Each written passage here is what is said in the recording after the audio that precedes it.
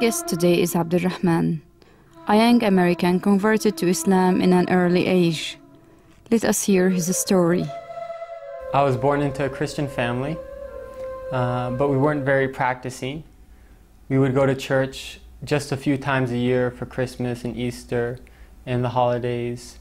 And God only existed on Sunday in church in my family and not outside the church. And many American families are like this.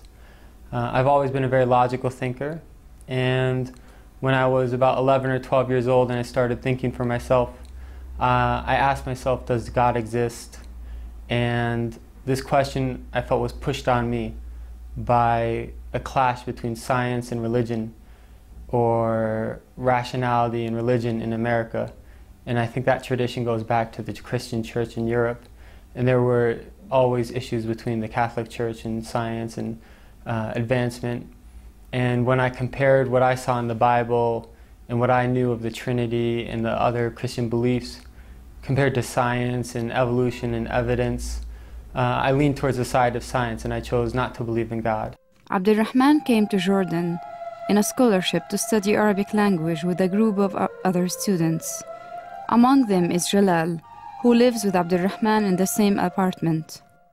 My first exposure to Islam was when my friend in high school became Muslim. And he's also my neighbor, Michael Dan. And when Michael became Muslim, he changed a lot. Before Islam, he was doing a lot of things that were messing his life up, and he was really going down the wrong path. And he became Muslim, and when he was only 15, and he changed, and he left a lot of the things he was doing, he picked up a lot of good habits. And I asked him, what forced you to change? What made you change and become like this? And he explained that he's Muslim now. And at that time, this was before September 11th, people in America really didn't know a lot about Islam. And even today, they don't know a lot. And I asked him, what is Islam? Who are Muslims? And he explained to me about Muslims. And I was surprised that Islam is very close to Christianity and Judaism. And it made a lot of sense to me that there's one God and there's prophets and messengers, but none of the prophets have divinity. Rather, they're just sent by God, and they're humans like us. And I didn't really want to become Muslim at that time, but it just made sense to me logically. After a while, I read a book called The Autobiography of Malcolm X. And in that book, I really appreciated the image that Malcolm X presented of Muslims, and I wanted to become Muslim after that, because I saw in Islam a solution to racism and a lot of other problems in America.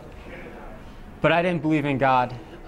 However, I read a passage where Malcolm X said, if you take one step towards God, he takes two towards you.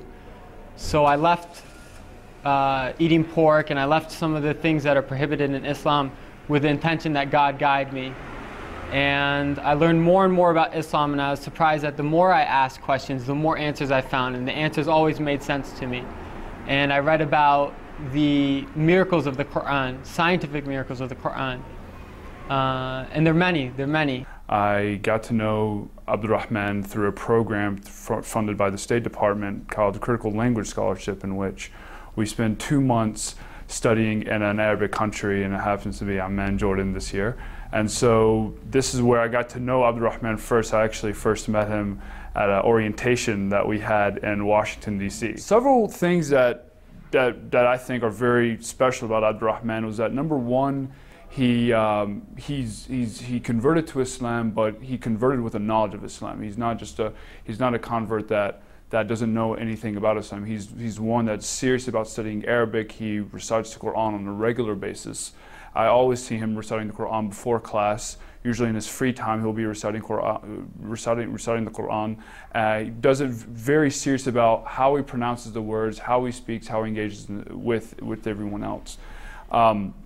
One thing I did also notice is that a lot of students are very interested about learning about Islam. They're interested to know, and then to know about Islam, and Abdulrahman is able to engage in a lot of dialogue. And so obviously Islam is a very important issue, especially among American students. And Abdulrahman, more so than I'm seeing many people, even many Muslims in the States, he's openly willing to engage in conversation. He's open if someone has a question about.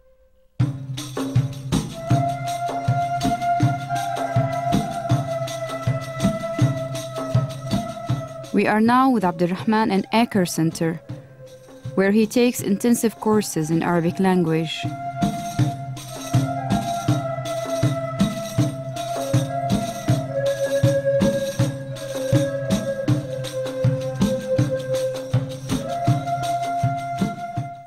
I'd like to add that Islam is the most beautiful thing in my life and the source of all goodness.